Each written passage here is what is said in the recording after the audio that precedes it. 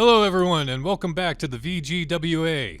I'm Cobrettie. And I'm Wally. Today we're going to be wrapping up our 1985 wrestling game list with a champion. But first, click that like and subscribe button. And this is a champion beyond all champions that we will review today.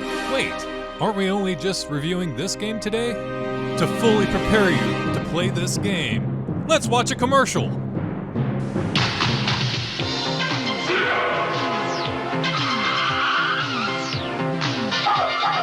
子供はゲームで背が伸びる。セガ新作ソフト情報ザクソンほか赤丸急上昇。 Man, that commercial made me miss Max Headroom. But didn't this commercial get you amped up to play Champion Pro Wrestling? I am so hyped right now. I can't wait to get into the action of this game. Champion Pro Wrestling, released on the Sega SG-1000 in 1985, and was the first wrestling game to be released on a console, featuring 2 wrestlers. That's right, 2. Sweet! In wrestling, it's the background and the story that draw you in, and thanks to the manual, you could really care about these wrestlers. All 2 of them. Like in every traditional wrestling, there is the heel, X-Mask, of the 5 brothers. I think he went on to be Super Assassin in WCW, and then went on to Kevin Sullivan's Dungeon of Doom. And as a face, there's Storm Cree, the Steel Tiger. You know, the face really looks like Antonio Inoki. And special guest referee, Doc Lewis. under the pseudonym Magaru. Hey, let's not forget the excited crowd. Let's listen to them. Yay. I'm so excited. You know, the roar of that crowd was so loud, I couldn't hear it. I think this game was actually just filmed in the Tokyo Dome, and the audience is just staying silent out of respect.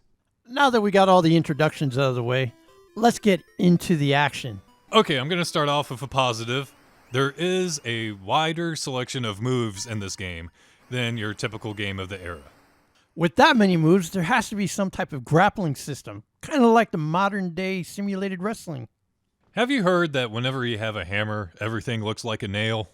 So this is where you're going to start telling me the exciting part of the game. Yay.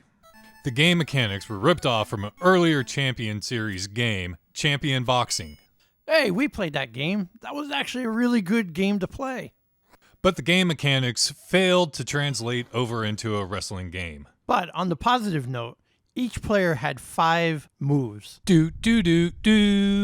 1 special move each. The one-handed backbreaker for Storm Cree and the Sobat for X-Mask.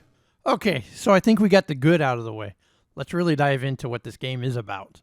There was slight potential for a fully functional, mediocre, playable game. So why even make the game? Because Sega decided to be the anti-SNK. Where the Neo Geo brought the arcade experience home, Sega decided to bring the home console experience into the arcade by simply placing SG-1000 consoles into arcade cabinets.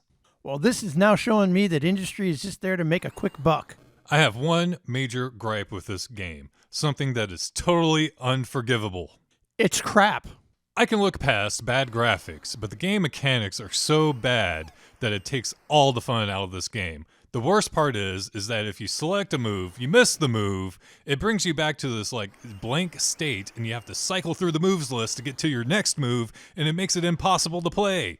Which this increases your frustration level, as now you're set up for the computer or the second player to make a move on you while you're trying to recycle through. Most games, regardless of how flawed they are, we manage to have fun in the co-op experience. But it wasn't exciting enough for couch co-op. We're used to different types of movements and actions within each wrestling game we play. This game had motions forwards and backwards, but you couldn't go up or down. You had to jump. I never understood what the jump was for. As noted before, this game is lacking in its audio design. The long stretches of silence prohibit the gamer from feeling engaged. The graphics and animation show the limitation of the SG-1000 console when compared to other consoles of that generation. So now for the moment of truth. What do we give this game? I give this game a meh. I agree. I give it a meh. With such a meh game, it's bound to be cheap. Well, my good friend Cobrettie, the world has played a mean trick on you with the pricing. Researching this, I found upwards of $70 for this game and as low as $25 for a used game as well. We purchase all the games we review, and we don't just play ROMs gathered from the internet, and I'm sad to say that I actually bought this game for $40. Wait, what? I couldn't hear what you just said, Cobrettie. How much did you pay for it? $40. Jerk.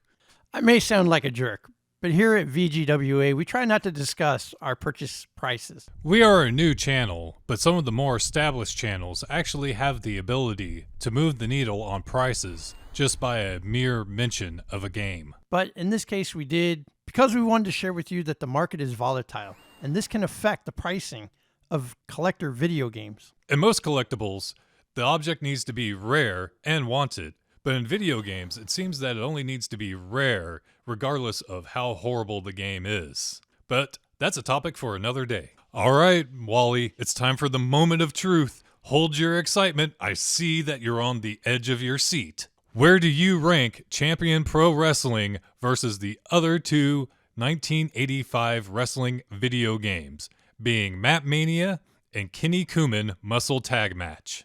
Well, Cobrettie, here's my ranking. Map Mania, Kenny Kuman, not playing a video game, and Champion Pro Wrestling. And at $40, this can't even be the TV champion for budget games. Kenny Kuman still stands as the tag team champion for our co-op. And that wraps up our review of Champion Pro Wrestling. And so I got a question for you, Wally. What you gonna do, brother, when Champion Pro Wrestling comes near you? So make sure to join us next time as we review Tag Team Wrestling for the Nintendo Entertainment System.